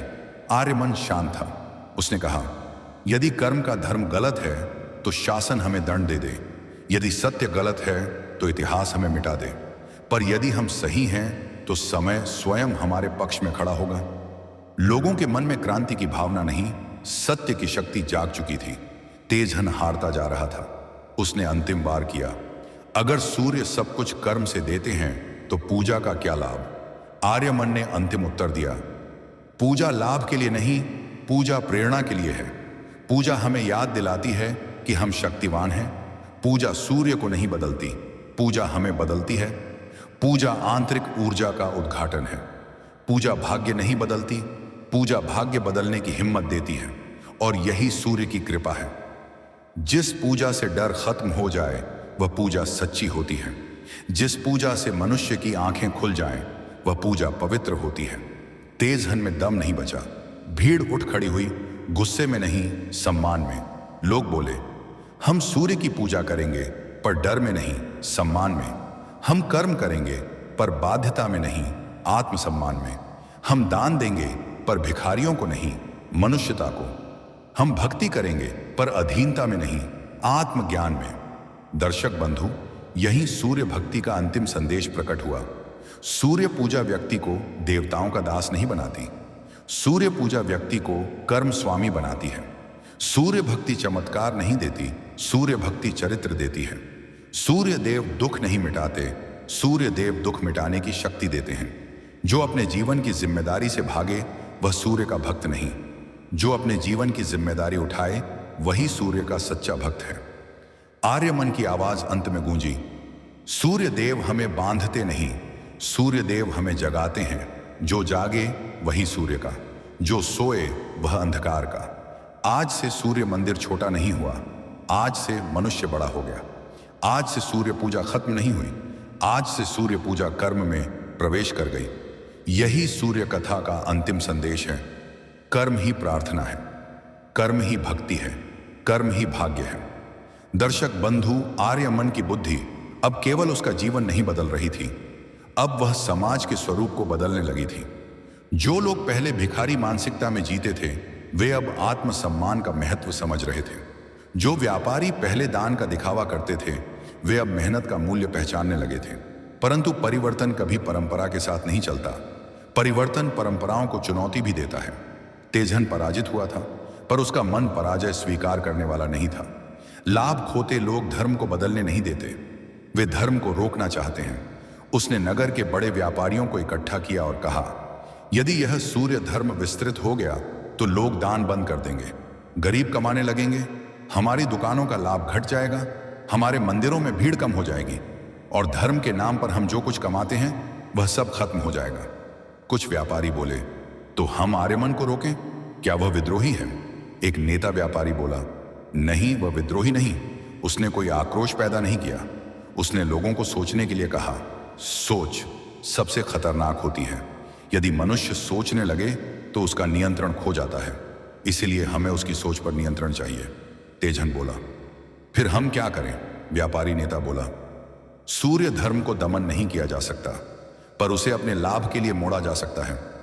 लोगों को कर्म करना सिखाओ, पर यह भी कहो कि कर्म में सफलता के लिए वे मंदिर और पूजा पर निर्भर रहे। भक्ति को स्वतंत्र नहीं रहने देना है, भक्ति को नियंत्रण में रखना है। दर्शक बंधु, व्यापार में बुद्धि होती है, और जब बुद्धि लाभ से जुड़ जाए तो वह समाज को अनुशासित नहीं, शांत गुलाम बनाना चाहती है। उन्होंने योजना बनाई, सूर्य धर्म को आधा अपनाओ, आधा बांध दो। लोगों को यह सिखाओ, कर्म करो परंतु सफल होने के लिए दान मंदिर को दो। पूजा का अधिकार पुरोहित के पास ही रहे, कर्म करते हुए भी देवता पर निर्भर रहो। यह सुनकर तेजहन मुस्कुराया, यानी स्वतंत्रता नहीं, निर्भरता का नया रूप। व्यापारी नेता बोला, हां, कमाई करो पर नियंत्रण हमारे हाथ में रहे। गांव की ओर लौटते हैं। आर्यमन सूर्य धर्म सिखा रहा था, बिना शास्त्र, बिना डर, बिना व्यापार। उसने बच्चों को कहा, शिक्षा केवल किताबें नहीं, शिक्षा चरित्र है। किसानों को कहा, फसल यदि खेत में उगे तो उसे प्रकृति देती है, पर फसल यदि मन में उगे तो उसे विश्वास देता है। व्यापारियों को कहा, लाभ कमाओ पर लाभ में सम्मान भी जोड़ो। स्त्रियों को कहा, घरेलू कार्य सेवा नहीं, घरेलू कार्य व्यवस्था है। तुम घर चलाती हो, तुम व्यवस्था चलाती हो। युवाओं को कहा, मजबूत बनने का अर्थ मुसल्स नहीं, निर्णय है। वृद्धों को कहा, उपदेश देना नहीं, उदाहरण देना, यही धरोहर है। गांव अब सूर्य धर्म के अनुशासन से नहीं, सूर्य धर्म की बुद्धि से जीने लगा था। परंतु व्यापारियों ने अगला दांव चला। उन्होंने पूरे नगर में घोषणा कराई, कर्म महत्वपूर्ण है परंतु सूर्य की कृपा बिना कर्म अधूरा है। इसीलिए हर रविवार सूर्य महायज्ञ होगा, लाखों दीपक जलेंगे, दान होगा और सूर्य प्रसन्न होंगे। दर्शक बंधु, लोगों को दो चीजें बहुत आकर्षित करती हैं, भक्ति का प्रदर्शन और भीड़ का हिस्सा बनना। जहां भीड़ होती है वहां मनुष्य सोचता नहीं, वह केवल बहता जाता है। हजारों लोग आने लगे, मंदिर में भीड़ बढ़ी, दान बढ़ा, व्यापार बढ़ा, लाभ बढ़ा। कुछ लोग बोले, देखो सूर्य धर्म लोगों को आकर्षित कर रहा है। पर आर्यमन को यह कुछ और लगा। उसने देखा लोग भीतर से नहीं बदल रहे, वे केवल बाहरी प्रदर्शन में लग रही हैं। उसने सभा में कहा, यदि सूर्य भक्ति प्रदर्शन बन जाए तो आत्मा सो जाती है, कर्म केवल दान और दिखावे का साधन बन जाएगा। सूर्य भक्ति व्यक्तिगत परिवर्तन है, सामूहिक प्रदर्शन नहीं। एक पुरोहित ने उपहास करते हुए कहा, तो क्या भीड़ में सूर्य नहीं होते? आर्यमन बोला, सूर्य भीड़ में होते हैं, पर सूर्य भीड़ के गिरे हुए विचारों में नहीं उतरते। सूर्य एक साथ सबको प्रकाश देते हैं, पर समझ केवल उनमें आती है जो स्वयं को जागरूक बनाते हैं। लोगों में दो धड़े बन गए। कुछ ने कहा, आर्यमन सही है, भक्ति सरल होनी चाहिए। कुछ ने कहा, लेकिन बड़े यज्ञ से बड़ा फल मिलता है, छोटे पूजा से नहीं। दर्शक बंधु, मनुष्य हमेशा बड़े चमत्कार खोजता है, जबकि ईश्वर उसे छोटे परिवर्तनों की ओर बुलाता है। आर्यमन ने कहा, सूर्य की ऊर्जा आकाश से नहीं उतरती, ऊर्जा मनुष्य के भीतर उठती है। यदि मनुष्य की दृष्टि जाग जाए तो सूर्य की पहली किरण ही चमत्कार है, और यदि दृष्टि अंधी हो तो हजार यज्ञ भी चमत्कार नहीं कर सकते। अब व्यापारियों और पुरोहितों ने उसे पूरी तरह रोकने की योजना बनाई। उन्होंने राजा के पास संदेश भेजा, यह व्यक्ति धर्म की शक्ति को कमजोर कर रहा है। यदि यह बढ़ा तो लोग मंदिरों पर निर्भर नहीं रहेंगे, दान बंद हो जाएगा, समाज अनुशासनहीन हो जाएगा। राजा ने संदेश भेजा, आर्यमन को बुलाओ, वह धर्म के विरुद्ध कार्यकर्ता प्रतीत होता है। संदेश गांव पहुंचा, लोग भयभीत हो गए। कुछ ने कहा, क्या अब हमें दंड मिलेगा? कुछ ने कहा, क्या सूर्य धर्म राज्य द्वारा रोका जाएगा? वीर युवकों ने कहा, हम लड़ेंगे। आर्यमन ने सबको रोका, धर्म को युद्ध की नहीं, धर्म को समझ की आवश्यकता है। यदि राजा सत्य को न समझे तो राज्य अंधा हो जाएगा, पर यदि हम क्रोध में जाएं तो हम ही अंधे हो जाएंगे। वह शांत मन से राजसभा में पहुंचा। राजा ने पूछा, तुम सूर्य की भक्ति को नियम हीन कर रहे हो? आर्यमन बोला, नहीं महाराज, मैं सूर्य भक्ति को अनुरोधहीन कर रहा हूं। मैं लोगों को दास नहीं, स्वाभिमानी बनाना चाहता हूं। राजा ने पूछा, क्या सूर्य की कृपा बिना पूजा के मिल सकती है? आर्यमन बोला, कृपा पूजा से नहीं, कर्म से मिलती है। पूजा कृपा नहीं लाती, पूजा कृपा समझने की क्षमता देती है। यदि पूजा से मनुष्य कर्महीन हो जाए तो वह भक्ति दानवी बन जाती है, पर यदि पूजा से मनुष्य कर्मवान हो जाए तो वही पूजा दिव्य है। राजा और पूरी सभा मौन हो गई। फिर आर्यमन ने अंतिम वाणी कही, महाराज, ईश्वर मनुष्य को भय देकर नहीं, कर्म देकर जगाते हैं। यदि राजा जनता को स्वतंत्र कर्म से रोके तो राजा सूर्य के विरुद्ध है, और यदि जनता पूजा के नाम पर कर्म छोड़े तो जनता सूर्य के विरुद्ध है। सूर्य धर्म किसी एक पक्ष को नहीं, समाज को जागृत करने का धर्म है। सूर्य दान की नहीं, सूर्य दिशा की शक्ति है। राजा की आंखें चमक उठी। राजा बोला, तो क्या तुम यह कह रहे हो कि धर्म राज्य को नहीं, राज्य धर्म को सिखाए? आर्यमन बोला, नहीं, राज्य और धर्म दोनों मनुष्य को सीखें। सूर्य दोनों को प्रकाश देते हैं। जो प्रकाश से सीख ले वही सूर्य का सच्चा उपासक है। राजा खड़ा हुआ, सूर्य धर्म समाज में लागू किया जाएगा। दान निर्भरता नहीं, सहायता बनेगा। भक्ति डर नहीं, आत्मसम्मान बनेगी। मंदिर भय नहीं, दिशा देंगे। सभा में लोग उठ खड़े हुए। सूर्य धर्म अब व्यक्तिगत नहीं रहा, समाज का चरित्र बन गया। दर्शक बंधु, सूर्य की अंतिम शिक्षा यही है, कर्म से बड़ा कोई देव नहीं, चरित्र से बड़ा कोई धर्म नहीं, सम्मान से बड़ा कोई दान नहीं। सूर्य कहते हैं, जो कार्य करे और न्यायपूर्वक करे वही मेरी पूजा करता है। जो सत्य बोले और ईमानदारी से जिए वही मेरा भक्त है, और जो दूसरों को कमजोर न होने दे वही मेरा प्रतिनिधि है। सूर्य पूजा में मंत्र नहीं, सूर्य पूजा में मनुष्य का व्यवहार ही ईश्वर है।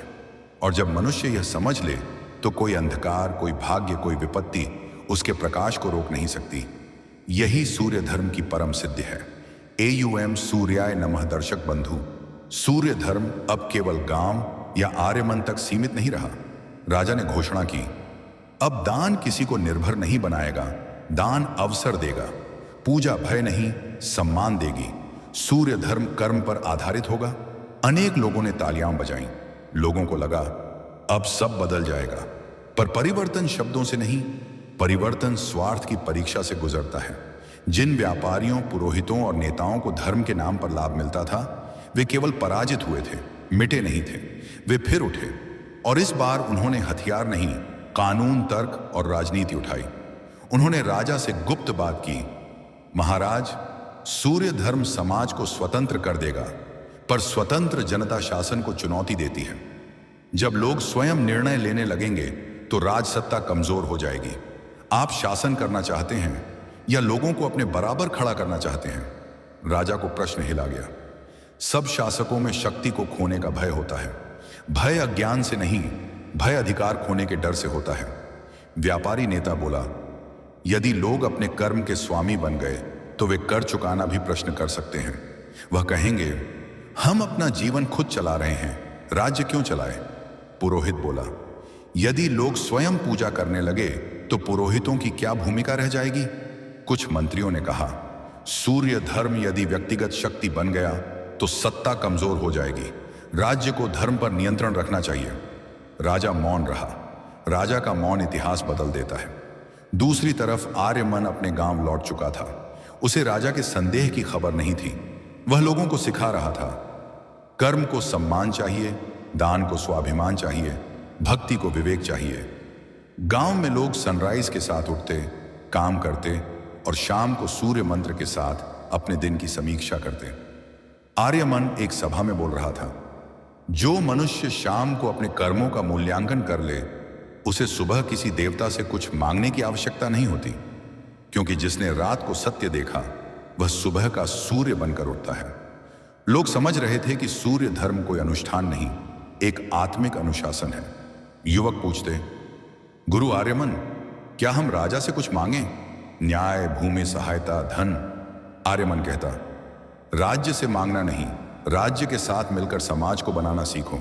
हम दास नहीं, हम सहयोगी हैं। किसानों ने पूछा, हमारी फसल अच्छी होती है पर बाजार में मूल्य कम मिलता है, क्या सूर्य धर्म सरकार को मूल्य बढ़ाने के लिए कहेगा? आर्यमन बोला, सूर्य धर्म सरकार को आदेश नहीं देता, सूर्य धर्म सरकार को शिक्षित करता है। सरकार हमारी मदद नहीं करेगी, सरकार हमें समझेगी। मूल्य बढ़ाना मदद नहीं, मूल्य बढ़ाना न्याय है। लोग बोले, तो क्या हमें अधिकार मांगना चाहिए? आर्यमन बोला, अधिकार मांगने की नहीं, अधिकार समझाने की चीज है। जिस दिन जनता अधिकार के अर्थ को समझ ले, अधिकार उसे स्वतः मिल जाते हैं। दर्शक बंधु, जनता यदि शक्ति को ज्ञान से प्रभावित कर दे तो शक्ति जनता की साथी बन जाती है। इसी बीच राज्यसभा में पुनः बहस शुरू हुई। राजा के एक मंत्री ने कहा, महाराज, आर्यमन जनता को इतना समझा देगा कि वे राज्य को प्रश्न करने लगेंगे। सूर्य धर्म जनता को शक्तिशाली बना रहा है, इससे सत्ता और अनुशासन को खतरा है। राजा बोला, पर क्या जनता को शक्ति नहीं मिलनी चाहिए? व्यापारी नेता बोला, शक्ति जनता को मिले पर नियंत्रित रूप में, जैसे रोशनी को मंदिर की मोमबत्ती में बंद कर रखा जाता है। यदि सूर्य की रोशनी पूरे घर में फैल जाए तो मोमबत्ती का मूल्य क्या रहेगा? पुरोहित बोला, सूर्य धर्म में डर नहीं,